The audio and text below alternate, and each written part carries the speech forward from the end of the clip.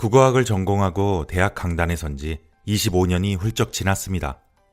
그동안 옛 문헌에서 단어를 탐구하며 참 놀라웠습니다. 단어에는 인간의 삶이 함축되어 있습니다. 인간의 역사와 그동안 쌓인 흔적들이 고스란히 느껴지죠. 어떤 단어를 쓸 때 왜 이런 의미로 쓰이는 걸까 생각해보면 단어가 품은 놀라운 세계를 알게 됩니다. 1. 닭고항은 사라지고 돈가스는 살아남은 이유. 단어에도 생명력이 있습니다. 생명력이 다하면 쓰임이 사라지기도 하고 새로운 단어가 생명력을 얻기도 하죠. 사람들이 쓰고 있는 말을 바꾸기 위해 의도적으로 새로운 단어를 만들어 대체하려고 하기도 합니다. 1949년 한글 학회에서는 한글날을 맞아 일본어를 대체해야 할 순화어를 발표했습니다.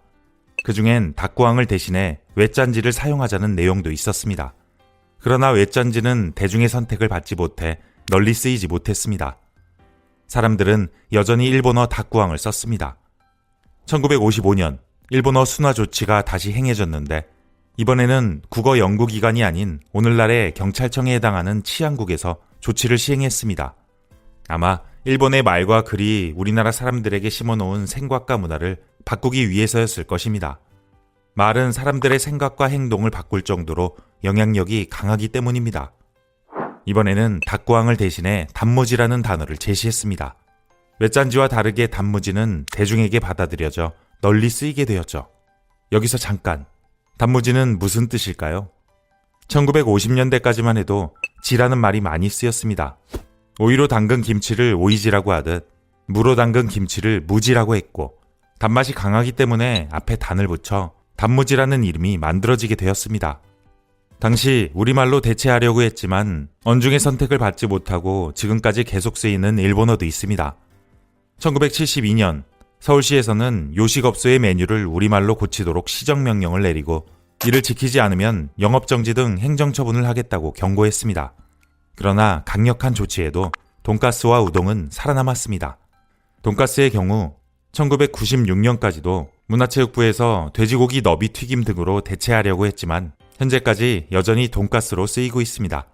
이는 사람들이 익숙하게 쓰고 있는 언어를 인위적으로 바꾸는 일이 얼마나 어려운지를 잘 보여줍니다. 우리말로 순화하려는 노력은 중요합니다. 그러나 억지로 어색한 표현을 만들어내면 언중의 선택을 받지 못한다는 것을 알 수 있죠. 2. 신천역이 잠실 세내역이 된 이유. 오늘날 우리가 알고 있는 땅 이름, 즉 지명은 대부분 한자입니다. 원래 순 우리말이었던 것을 문헌에 기록하기 위해 한자로 적은 것이죠. 예를 들면 대전은 예전에 큰 밭이라는 의미의 한밭이라는 순 우리말 이름으로 불렸습니다. 이것을 한자로 기록할 필요가 있어서 한자의 뜻을 빌려 대전이라고 표기하게 되었고 지금은 대전이란 명칭이 굳어졌죠. 순 우리말 지명과 한자 지명이 같이 쓰이는 경우도 있습니다. 애오개와 아현이 그렇습니다. 서울 충정로에서 마포 방향에 있는 작은 고개를 애오개라고 하는데 애고개라는 뜻의 순 우리말 지명입니다. 이를 한자로 아이아와 고개 현으로 적은 후 음으로 읽어 아현이 되었죠. 서울 지하철 2호선의 역명은 아현역으로 5호선 역명은 애오개역으로 사용되고 있습니다. 이와 유사한 예로 대치와 한티가 있습니다. 큰 고개라는 뜻의 한티를 큰 대, 고개치로 적어 대치가 되었죠. 지하철 2호선의 잠실 세내역은 순 우리말 지명을 되살려서 역명을 바꾼 사례입니다. 이 역의 원래 이름은 신천역이었습니다. 잠실이란 명칭을 앞에 붙여야 한다는 주민들의 요구를 받아들여 세신, 내천이란 이름을 옛 지명식으로 읽어 세내라는 이름을 되살린 것입니다. 불과 30년 전만 해도 순 우리말을 되살리려는 공감대가 형성되어 있지 않았습니다. 그러나 지금은 이와 반대의 현상이 나타나고 있죠. 지역 이름이 가진 이야기를 알고 나면 늘 지나다니던 길도 새롭게 보입니다. 그러면 세상을 보는 시야도 달라집니다. 3. 아주머니의 진짜 어원은? 아주머니의 어원이 아기 주머니이기 때문에 사용을 지양해야 한다는 글이 종종 보입니다. 정말 그럴까요? 예전에는 삼촌, 외삼촌, 큰아버지, 고모부, 이모부 등 남자 친척을 모두 아저씨로 불렀습니다. 여자 친척은 모두 아주머니로 불렀습니다. 아주머니 역시 고모, 이모, 숙모, 백모 등 집안의 여자 어른을 부르는 단어였습니다. 아주머니라는 말은 어떻게 탄생했을까요? 먼저 옛말 아대는 부차적이다, 종속적이다의 의미가 있습니다.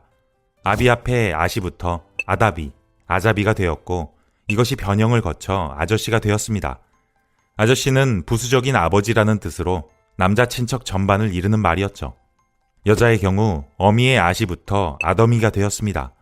변형을 거쳐 아자미가 되었고 거기에 할머니와 어머니의 머니가 붙으면서 아자머니, 아주머니로 굳어지게 됩니다. 단어의 옛모습은 지금과 전혀 다를 때가 많습니다. 단어를 살펴보다 보면 당시 사람들의 삶을 상상하고 이해하게 됩니다. 4. 30년 전 개명 신청 쇄도했던 의외의 이름. 언어는 사람들의 인식이 크게 작용합니다. 그 시대에 선호하는 분위기에 따라 쓰이는 단어도 달라지죠. 이름도 마찬가지입니다. 신라시대 중엽 이전까지만 해도 왕부터 평민에 이르기까지 김알지, 박혁거세, 이차돈, 거칠부 등 이름은 모두 우리말이었습니다. 그러다 당나라와의 밀접한 교류를 통해 한자 문화가 깊게 침투하면서 이름도 성 한자의 이름 두자인 중국식으로 바뀌었습니다.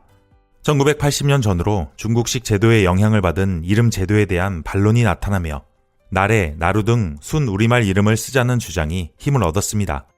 그러나 사람들의 인식은 쉽게 바뀌지 않습니다. 순 우리말 이름은 자리를 잡는 데 실패합니다. 1994년에 발행된 신문 기사를 보면 순 우리말 이름을 한자로 개명 신청하는 경우가 많았다고 합니다.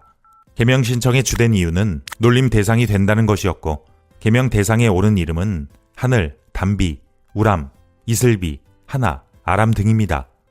지금은 이 이름들이 놀림의 대상이 된다는 것이 의아하지만 불과 한 세대 전인 1994년만 해도 그랬죠. 순 우리말 이름을 선호하지 않는 움직임은 그 후 10여 년 이상 이어집니다. 그러다가 2010년 이후 반전을 맞이하게 됩니다.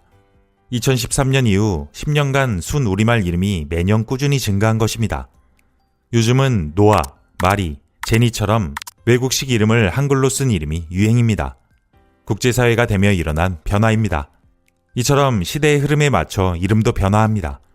앞으로는 어떤 이름이 유행하게 될까요? 단어를 아는 일은 우리가 사는 세상을 이해하는 일입니다. 단어가 품은 세계를 알고 나면 지금보다 더 경이로운 세상이 보일 것입니다. 서울대 황선혁 교수의 일상의 언어가 강력한 울림이 되는 명강의, 단어가 품은 세계. 이 콘텐츠가 도움이 되었다면 구독과 좋아요를 눌러주세요.